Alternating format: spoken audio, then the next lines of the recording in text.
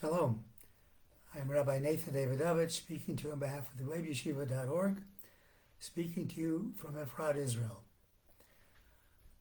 I'm going to be speaking about this week's Torah reading of Korach. In this week's Parsha, we have the story of the rebellion of Korach, who rebelled against Moses and wanted to, in his pursuit of honor and his desire for glory, wanted to be selected to be the high priest, the Kohan Gadol, instead of Aaron. And he and his followers, because of that, suffered a very unusual fate. They were swallowed up from the ground, removed from this world, as it were. And the sages talk about the reason for this unusual punishment. And basically they talk about his greatest sin was following a pursuit of honor and jealousy. Let's talk about that, because from what Korach did, we can learn a lesson as to how we should behave in terms of our service to God, in terms of our doing mitzvahs, fulfilling the commandments, how we have to do it with humility. Now, after Moses is confronted by Korach, who says, why do you pick Aaron? Aren't I just as good? Why do you pick members of your tribe? We're also just as good. You should pick me.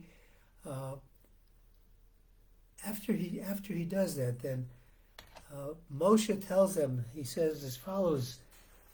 He says, why are you complaining about doing the service of God? You already are given certain aspects that you can do. You're not left out. You have things that you can do in the service of God, but you want more. And the Pasuk says, he says, you and all your company that are gathered together, Ba'aron Mahu. And as to Aaron, the high priest, who is he? What is he? Kisalino love that you are murmuring against him. Now that expression, ma, is an expression that Moshe Rabbeinu, Moses, used to describe himself. He said, Ma'ani, what am I? Described his humility. Just as Moses was humble, so too was Aaron humble. And we learn from this that the way to serve God is not through arrogance, not through being egotistical, but through humility. There's an interesting debate in the Talmud, and the Davidovich Shalom brings this down. There's a debate between the two schools of Hillel and Shammai, who debated for 2.5 years on the question of whether it was better or not for a person to be created than not to be created. One said it was better to be created, and the other says it's better to not have been created. And then commentaries say, both of these are correct. How can it be correct? How can they both be correct? They sound just the opposite. So Davidovich Shalom says as follows. He says, he explains it this way. He says, if a person feels himself that he's not able to fulfill God's will, he's not worthy of it. He's not worthy of doing the mitzvahs. When we do a mitzvah, we make a blessing. God is sanctifying us. We're trying to reach a higher level. And if a person feels that he can't do that, he says, it's better that I wasn't created. He says his heart is broken because he just can't see himself as being worthy of this. And he says when he goes to do a mitzvah and he feels this way, he says this person, even though he felt that it was better not to be created, is definitely good that he was created, because he gives pleasure to God by his actions. And similarly, if If a person thinks, it's great that I was created, he's happy with what he is. He's happy with his state in life. And he's not worried when he's trying to serve God that he's not really worthy of it. His heart isn't breaking. Then the David Shalom says, then this person, even though he's trying to serve God, since he doesn't have humility, this is not the will of God, and it's better that he shouldn't have been created. And Aaron, when the Torah says about Mahu, what is he? It means that he had a broken heart. He says, how am I fit to serve as the high priest, as the Kohan Gadol? It was that broken heart that enabled him to do that. There's an interesting story, Hasidic story, that brings home this point of the importance of humility. In the town of Mogilnich in Poland, there was a tailor, a Jewish tailor named Munich. And Munich was he did a nice job, he did good work, he's respected by people, he made a modest living, and he gave charity, and he was a humble person.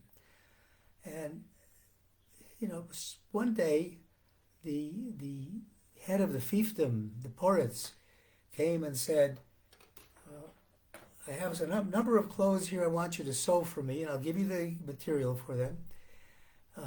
And if you do a good job, I'll reward you handsomely, but if you don't, I'll make your life miserable. So he says, look, I'll try the best I can. So he does the job, sews the clothes. The Poritz comes back, and he's delighted. He says, oh, beautiful. Anyway, he gives him great honor, and he becomes well known throughout all the area.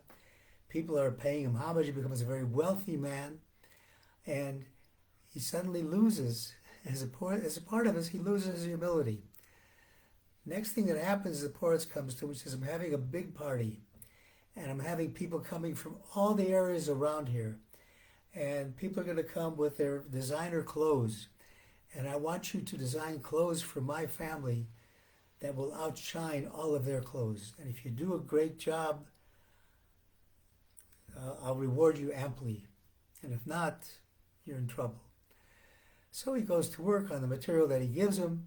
He finishes it. The Poritz comes back. People try on the clothes. Nothing fits. They look disgusting. They look terrible.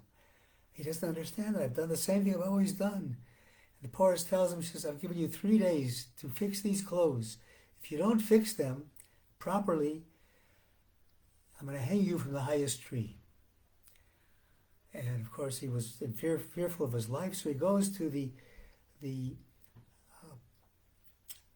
Saraf of Mojnitz, Rabbi Chaim Meir Yechiel Shapira, and he asks him what to do. And the Hasidic master listens to his tale, and he says, okay, here's what you have to do. Go back to those clothes, take the seams apart, and sew them back exactly the same way. And don't miss a stitch. Do exactly what you did before after you take them apart. He doesn't understand how that's going to help him, and he's broken-hearted. He's going back, sewing the clothes, being careful not to cry on the clothes as he's doing it. He finishes it. The Poritz comes, tries them on. He says, oh, most beautiful clothes I've ever seen. They fit so well, beautifully. Thank you so much. And he rewarded him. This little Munich, the tailor, couldn't understand what happened. He went back to the Saraf of Mogilnich and says, what happened? So he explains to him. He said, what happened was that before you had humility, and then all of a sudden you became full of yourself. You no longer had humility. You thought you were so great. And these character traits that one has is seen in everything one does. So now when you went back again, you were broken-hearted, and you had humility, and that's why they came out that way. The Davidovich Shalom further points out, he says that God says, I cannot dwell with an arrogant person in this world. And Shabbos is a time that we have to go into Shabbos broken-hearted. It says, in the Pirkei Avos, it says, "Tzorech adam l'mashmish begadav b'erev Shabbos." Before Shabbos comes in, one has to examine his clothes to see that you're not carrying anything in violation of the rule of carrying without an eruv. But more than that, the word beged means bagad. In Hebrew means treacherous. You have to examine the treacheries that you've done during the week, so that you can come into Shabbos having done tshuva, repenting for those treacheries, and coming in brokenhearted. Then you'll have a good Shabbos. My blessing to all of us is that we learn to be humble. We stop seeking greatness. If you're great, it will find you. You don't need honor. Let the honor chase you rather than you chasing it. I thank you for listening on behalf of the webyeshiva.org, and I wish everybody a Shabbat Shalom.